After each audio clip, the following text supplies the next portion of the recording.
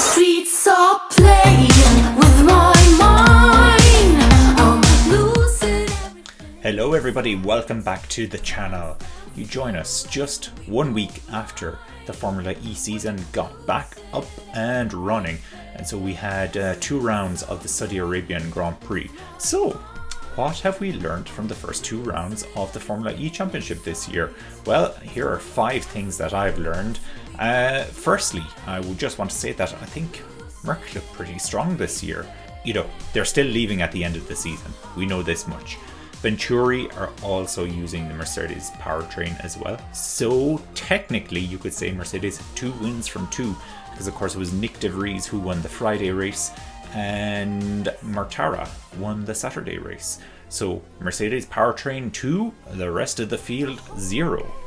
The second thing we've learned is that the qualifying format actually looks quite good. I was very entertained, I have to say. It was a little bit more consistent, and there was less of a penalty from allowing multiple runs in the group stage. So the cars got more than 1 run out, and you know, they weren't sent out at a certain time based on their championship standings, and it allowed for a more even qualifying, I would say. It still wasn't a foregone conclusion as to who was coming out on top, because we saw very different results from the groups across both days, which for me was interesting. Still a lot of work to be done for the qualifying process, but I think it's a step in the right direction. So for me, so far, 2 thumbs up, and I actually think that I will be watching the qualifying moving forward based on this, because previously it was just a little bit too random, a little bit too boring for me. The timing of the qualifying, of course, doesn't work for everybody, and that for me is the big factor as well, along with trying to figure out which TV channel the race is on. Yeah. First world problems. The third thing we learned is that it looks like it's going to be another very tight championship again this year. Merc look good, but they don't hold a really large advantage over other teams. Not in the way we've seen in Formula 1 at least. So it should be another competitive championship. We have Envision, we have DS Tech Cheetah, we have Jaguar, who didn't look great actually last weekend, but they still have to come into it. And then we have the likes of the BMW Andretti's. So many teams. I'm not going to list them all off, but it's a tight competition. The fourth thing I think that we learned from the first 2 rounds of the championships are that the rookies really look like they are struggling. Although Askew did put in a good weekend, so maybe it's not all rookies. 2 out of 3 though. 2 races to forget for both Giovinazzi and Tictum, but they are driving for the Neo and Dragon teams respectively, and those teams don't look super competitive. Okay, I think we can all agree on that, although this is only based on evidence from 2 rounds.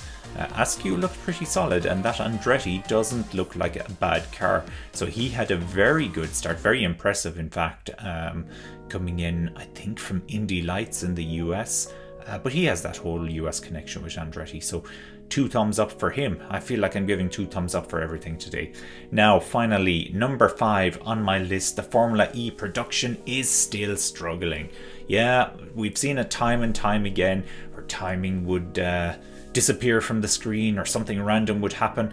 Last weekend it was the YouTube stream that dropped for round 1 during the quali, so it crashed completely. I was watching it actually on YouTube, and I had to switch over to an alternative source, which thankfully was also on YouTube, courtesy of Channel 4.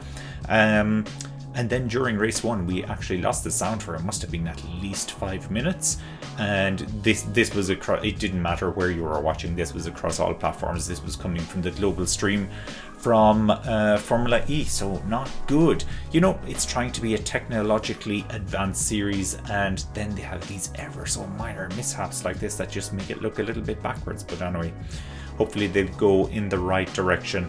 And on the bright side, all the timings stayed on the screen for the entire weekend. For no matter what session I was watching, the timings were on the screens and they showed the gaps and everything else. And that was always a gripe of mine, that it used to disappear at the most inopportune time. So that stayed. So there you have it. 5 learnings that at least I took in from the first weekend of the Formula E Championship for 2022. Let me know in the comments if there was anything else you noticed. One thing, I suppose, an honourable mention we need to throw in there is that Dan Ticktum is never going to change. He really most likely deserves to be in a Destruction Derby more than anything else. But, you know, he's entertaining and we'll see how the season goes. Thanks for joining us. Don't forget to hit the like button, subscribe to the channel, and hit the bell as well if you want to be notified of future videos. And we're hoping that we'll be able to do some race watch-alongs for Formula E this season. Speak to you soon.